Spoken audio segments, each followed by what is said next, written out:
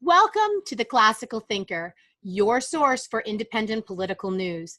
I'm Jilletta Jarvis, and today on our Candidate Spotlight, we will be speaking with John Phillips Jr.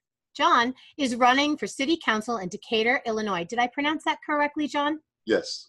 All right, great. Well, welcome, John. Thank you for joining us. Thank you for having me. So tell us a little bit about yourself and why you're running. Okay. I'm 47 years old. I've lived here for off and on 20 years. In that time, I've watched the city population steadily decline, watched jobs steadily leave the town, watched government interfere with businesses starting repeatedly, including things like holding up a parts store opening for over a year over a complaint about not having enough parking spaces by 2. Wow. I'm currently talking to a local restaurant owner. Their family owns several restaurants in town. They just opened a new location, or relatively recently opened a new location. And they're being held up on their occupancy permit because they don't have enough bushes. Enough bushes? Enough bushes, yes. The city made them plant bushes in the middle of winter, which you know how well that went over. Oh. So little things like that make me want to bring the libertarian perspective to our city government. Well, thank you for running then. One thing that you've been talking a lot about during your campaign is about government interfering with small business. You just kind of alluded to it again when you were talking about why you're running. Could you tell us a little bit about what's happening and how you would work to fix this as city councilor? Well, sure. First of all, like I said, there are all these rules barring people from starting a small business without a lot of extra expense. And then they're selectively enforced, and they play their little city council games about favoritism and things like that. And, just eliminate all that. I mean, I understand city beautification. We want the city to look nice, but why are we stopping an employer over, how many bushes they've got? Or why are we stopping a business that's on a main street from starting a business that says, hey, can't I decide how many parking spaces I need? Then there's licensing. In the state of Illinois, there's state license, for like a liquor license per se, state, county, city licensing, and then you have inspections for all of those, which you have to pay for. Yep. And all that adds expense. Then, we all always talk about occupational licensing. 2,000 hours to be a hairstylist, things like that. Only so much I can do about that at the city council level, but I can say, hey, maybe we can, work on that and contact the state. Excuse me. Other than that, I mean, they do crazy things like they turn around and they do that to small local businesses that are trying to start their things. And then they've got a multi-billion-dollar Love's truck stop. Oh, we're going to write you a $700,000 check to help you start your business. Oh, so that would be an example of the favoritism you were speaking of. Exactly. And is it because businesses like that are bringing more tax revenue to the city, or is it because of friendships from business owners to the city council members, or is there something else? It depends on which business. Some of it is they know each other. There are certain businesses in town that have no problem getting their property rezoned to do whatever they want with, and other businesses that have to fight an uphill battle, for over a year to get a piece of property that they own rezoned. Recently, just a couple years ago, they actually rezoned. They had a piece of property that used to be a strip mall that has been sitting empty for years, and a U-Haul conglomerate wanted to bought the property with the intention of remodeling the whole property, building in some retail space, having their U-Haul space, and they've actually done several of those across the state, and they've all been very nice. And they decided that they didn't want U-Haul there, and so they rezoned the property after U-Haul bought the property to not allow them in. Wow. Wow. Um, I don't even know what to say to that. Right? Um, so that kind of speaks to the core issue that you've been using as part of your campaign, which has been get government out of the way. Can you tell people a little bit more about what that means to you and how it affects the people of the city? Well, I've covered some of it with the business things already, but they are very intrusive. If you want to remodel your house, they have the city administrative court, which A court? yes, oh yes. So if you don't mow your lawn, as an example, the city will write you a ticket. They're not very timely about getting you the notification, and then if you don't correct the issue, they usually give you 7 days, but a lot of times you may not get it until the 6th day. Then if you don't correct it, then they bring you to this administrative court, which this administrative court is exactly that. It is not a real court. You have no right to representation. You are guilty until proven innocent, and the fines are exorbitant. So how do you go on vacation? Right. Yeah, as a start. And then if you fall ill, recently over the last summer, they actually jailed an 80-year-old woman. An 80-year-old woman? Jailed an 80-year-old woman because they had fined her for not picking up trash on her property. And then she was unable to pay the fine. So they came and arrested her and took her to the county jail. Well, that's a hardened criminal right there. Mm-hmm.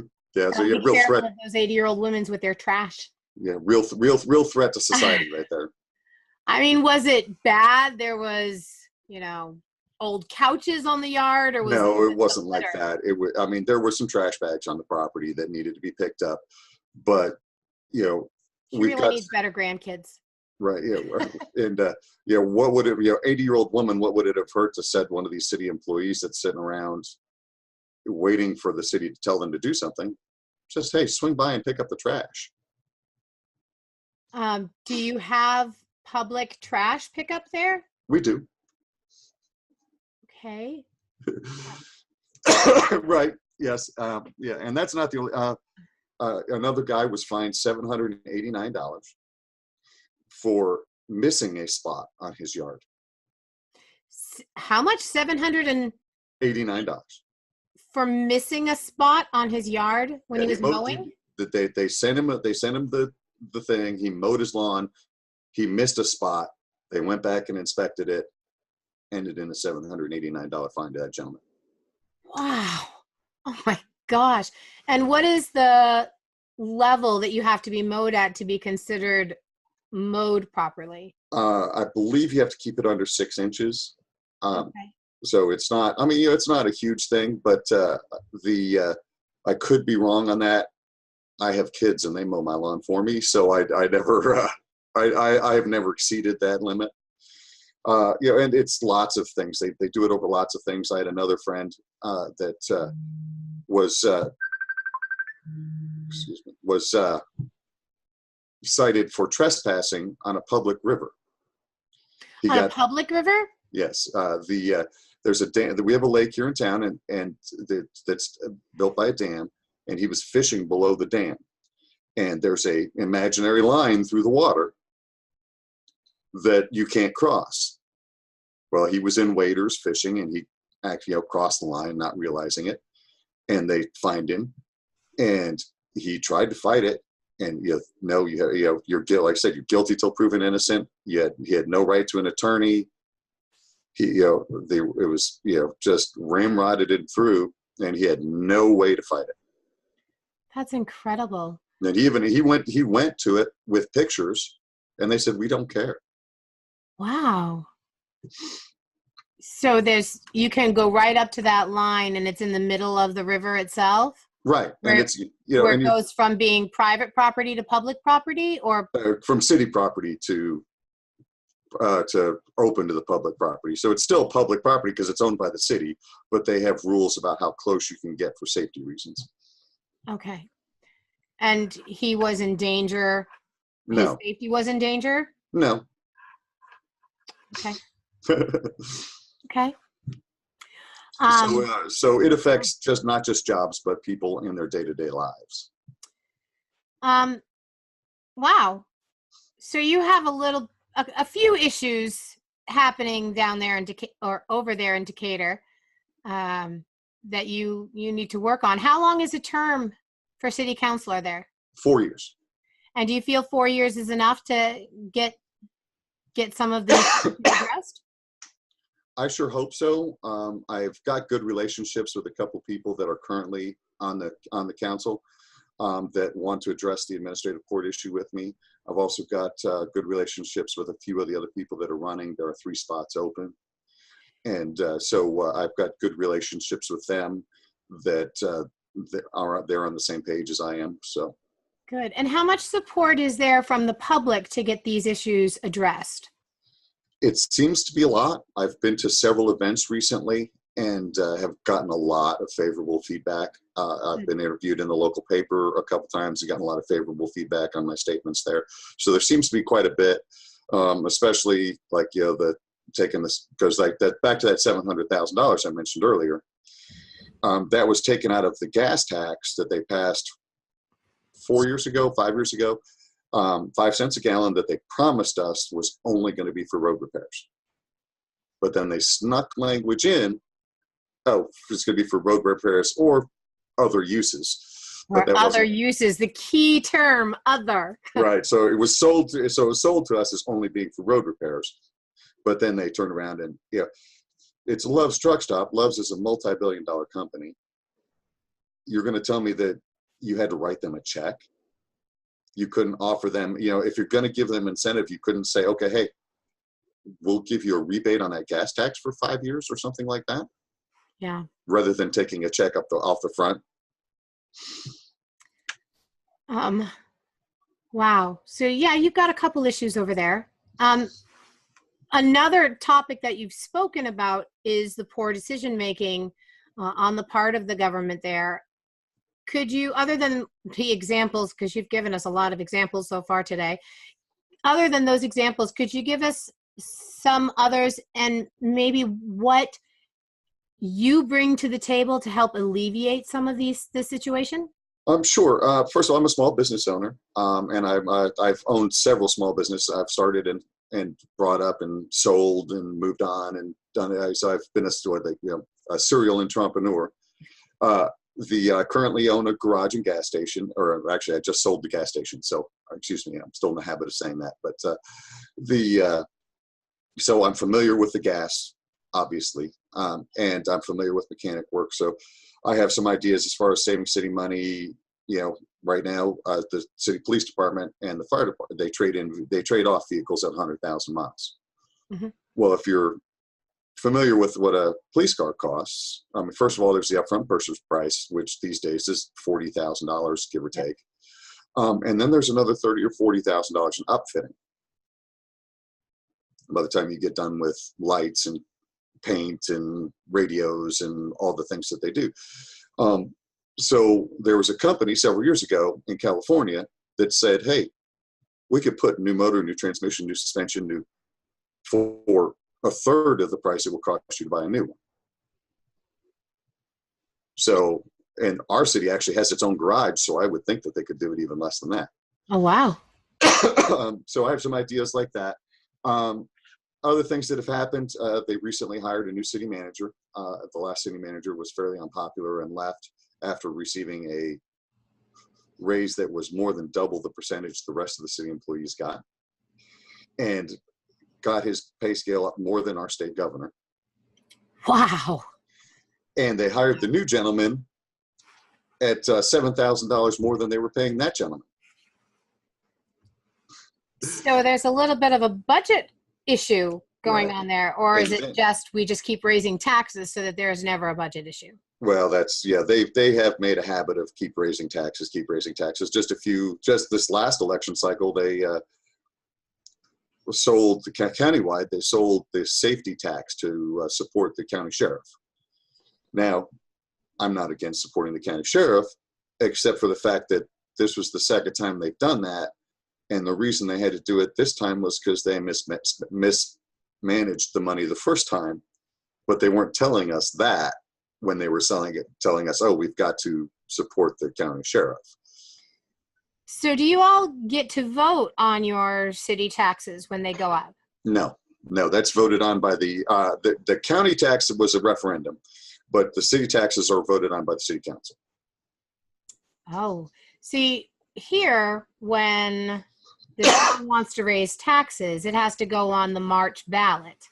And we have a say. We get to vote on whether or not our taxes go up. So if they want to spend money on a new police cruiser, they have to write what the money is going towards and how much it'll cost per thousand in property taxes to raise that amount to buy the new police cruiser. And we get to vote on whether or not we want our taxes to go up to support that. Is that something that we agree with? How do you feel about that? Do you think that the people should have a say in those expenditures on a line by line, a line item basis?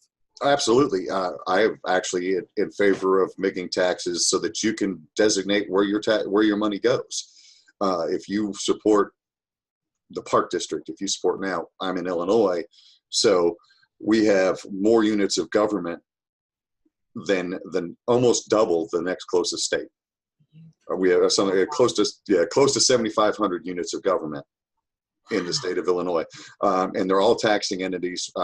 In my area, for example, we have the city, we have 2 townships that overlap the city, we have the Park District, we have the school board, we have the county, we have the state, and I'm sure that I'm missing a couple, and they can all pass taxes.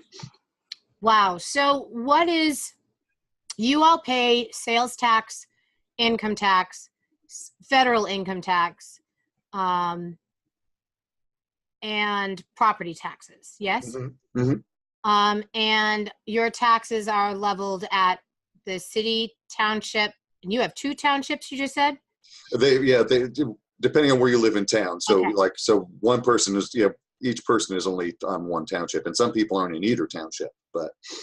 And are those, so income and property taxes are paid to all of those, or No, just? Income tax is only paid to the state and the federal. At least in my area, there are some places that do have a local income tax, but we're not one of them. But we also, and then of course there's the hidden taxes, like I mentioned, the gas tax. Yeah, gas taxes, energy taxes. In the state of Illinois, Telephone. like most states, it is illegal for you to separate out taxes on gasoline. Yep. So if you own a gas station, the sign has to read all prices, including all taxes. Yep. And you can't separate it even out on your receipt. So people don't know, like for instance, right now we're at like $2.35 a gallon. 85 cents of that right now is tax. And that doesn't include the, hey, the taxes the transportation company pays that they just roll into their fees and all those kind of things. So. Yeah. We have the same thing. I don't think I've been to a state where they do separate out taxes. I don't know of any state that allows it. I don't. I'm pretty sure that all 50 states require it. Yeah. But then people don't know. It's just like anything else where they can roll it into the price. Exactly. You think that people would be a little more upset if they could see it itemized on their receipt. If they could see it, because when you look at your communications bill, so you look at your internet or your cell phone or your landline phone, you can see the different taxes that are listed.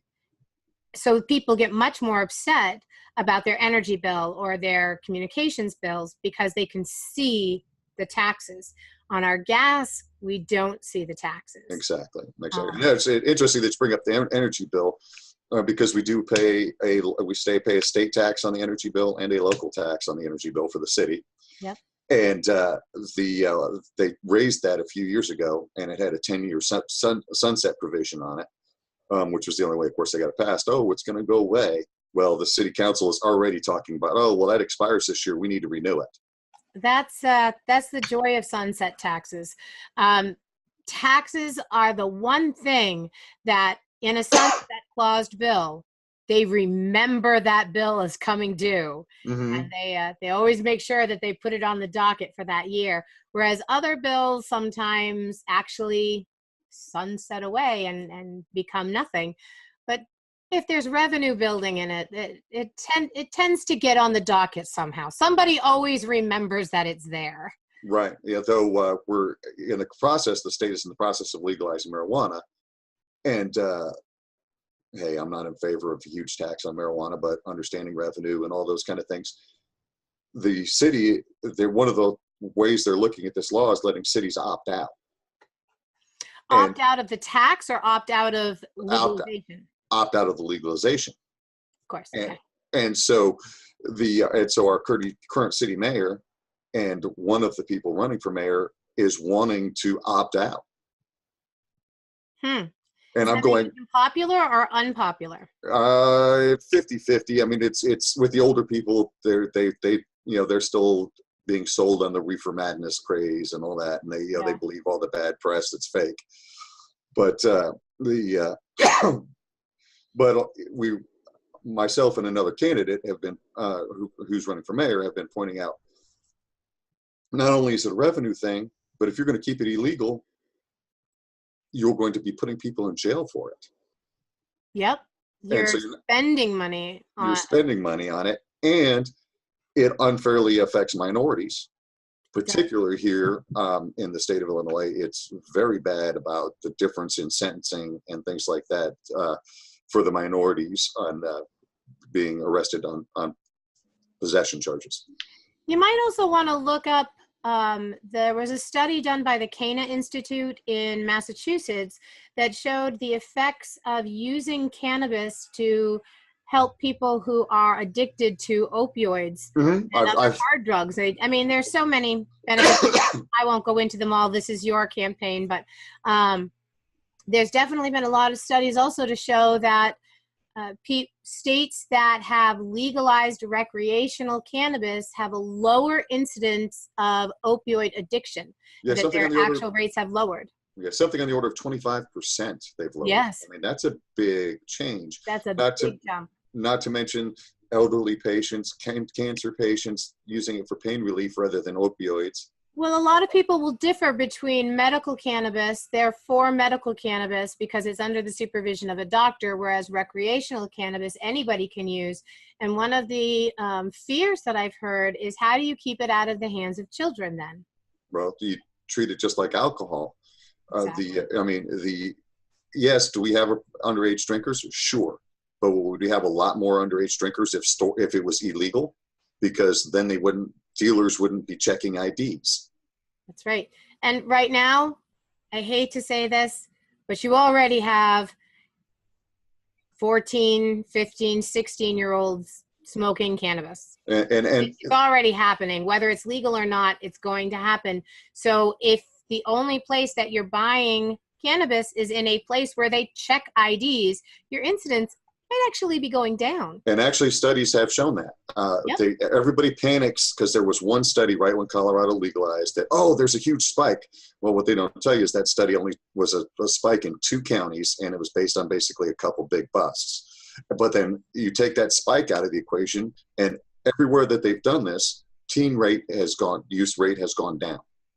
The other fear that I've heard from people is driving while under the influence. Now, Colorado did do a study, and people are using that study on the state police website to show that incidences of driving under the influence have gone up since the introduction of legalized recreational cannabis. But if you look at the footnote underneath the study, they do state that the reason for such a jump is that prior to legalization, they did not track people who were under the influence of any drug while driving. So they went from not tracking people to tracking people. So of course there's going to be a huge jump. So that's another study that was done, and it's on the Colorado State Police website. And then there are studies that show that driving under the influence of marijuana is far less dangerous than driving under the influence of alcohol, and alcohol is perfectly legal. Well, I did speak to some police officers myself, and they said they'd far rather deal with somebody who is high on cannabis, because they're the ones who are driving with their faces close to the steering wheel, and they're driving 5 miles an hour but thinking they're driving 50. There was a great sketch by I don't know what their real names are. Kid and Play. Do you know who I'm talking about? I know who you're talking about, yes. Where they're at the drive-thru. They've been smoking marijuana, and there's this little girl driving past them on a tricycle, and they're throwing up their hands, so scared that they're going to crash into this little girl. And the little girl looks up at this car that's parked and not moving, and just kind of shakes her head and goes by, and they're still freaked out that they're going to hit her because they're going so fast and they haven't moved yet. That's the kind of thing that the police officers I've spoken to said that this is what they see, whereas your drunk driver is swerving all over the road, going 60 miles an hour down a 30-mile-an-hour zone, and will crash into anything and not even realize that they've crashed and keep going, or just be so scared that they know they were drunk and they keep going. So they'd much rather deal with that, because your drunk person, when you do pull them over, is much more likely to be belligerent, whereas your person who is high on cannabis is going to be much more laid back, much more, oh yeah, oh, you caught me, oh, what do I do, type. And rates of spousal abuse on marijuana, just, compared to alcohol, all those kind of things. And then I actually just had a big debate with, because in the fall we had a sheriff election, and the two of the candidates for sheriff were both anti-legalization, and the biggest reason they gave was, because they're lacing it with all these things now. Well, yet they're lacing it because it's illegal. I was going to say, well, if you don't have back alley deals going on, you don't have to worry about that. That's the whole point, is that if you go to one of the things that has happened is that the Mexican drug sales of cannabis have gone down because of the increase of states here that are able to produce pure cannabis and sell cannabis legally. Right. And that's not all states have done this yet. This is still just a few states. We're not at a 50-state production here, but it's already brought down the trafficking coming up from Mexico. And if you can't sell the easy stuff, because why go down a scary back alley to buy a joint when you can go to a legal store and just make a purchase out in the open? Now you don't have to worry about somebody trying to push something harder on you. Right. So it becomes a safer industry. And then you've got the issue of jobs. It creates jobs. I've actually been pushing that in my campaign, because that's a big issue here. We're a farming community. We're surrounded by farms, but we're manufacturing. We've got a lot of food processing plants, things like that here. And I said, we're already perfectly set up to industrialize the production and use of not just marijuana, but hemp, which was, of course, legalized nationally. That was the other question I was going to ask, is if you were thinking about if part of your bill was to legalize hemp, because what people don't realize is they are two different products. You can't get high off of hemp. You can make yourself sick with a headache from carbon monoxide poisoning, but that's all you're going to do. That's all you're going to do. And it creates a lot of products. The processing creates a lot of jobs. It's it's good on the environment because it's naturally pest resistant. Yeah. It is a great ground cover crop, so that it keeps nutrients in the soil and fertilizers in the soil rather than washing into the groundwater. So, which is a big concern around here. So, and it grows so fast, you could actually most years do a crop of corn in the spring, and then follow it quickly with a with a crop of hemp and double your production and be better for the environment. Hemp actually can be harvested 4 times in a single growing season. So it's a and you can use it the same way you use timber. You can, for a pest-free home, concrete that's stronger but lighter, insulation that's resistant to mold. There's so many different products that you can use for it. It would definitely change our industry if we had a cheap resource. And it makes great biofuels. The very first car, the Ford, the Model A Ford, was actually built out of hemp and used hemp energy to run. So and we could do so much with it. Right. And in a state like yours, hemp being used as an energy alternative, where you have such vast field space available and for a drought-resistant product, doesn't matter what the growing season, you can still grow it and you can produce an energy alternative that's renewable. And many people in America are begging for a renewable resource so that we don't have to be dependent on foreign oil. We could be growing it right here. Exactly. In our own country. On top of that, so we've over the last several years, they put a big fairground next to the city where they have what they call the Farm Progress Show, and they rotate it with Iowa every other year. So we have the perfect opportunity, if we were to jump into this industry, to have a big show with a place already set up for it to showcase these things and bring business to the city. That would be excellent. And obviously you're in support of that. Yes, absolutely. That's wonderful information for the people to know when they go to the voting booth. Before we run out of time, is there anything else that you'd like to tell the people who are going out to vote about yourself, about your campaign, that would help them make a more informed decision when they head to the voting booth? Honestly, I cover most of it, I think. But my biggest thing that I like to tell people is that I understand. I'm not a guy in a suit that works in an office that makes $150,000 a year that doesn't understand how people live. I understand how these taxes affect day-to-day life. You know, you got a big property tax bill and your roof needs a house. Which one are you going to, or your house needs a roof. Which one are you going to pay for? You know, if your gas prices go up $10 a week and you're going, okay, that's one less lunch I can buy, or one less thing I can spend in the community, or you know, one less t-shirt I can buy for my child, those kind of things, or food.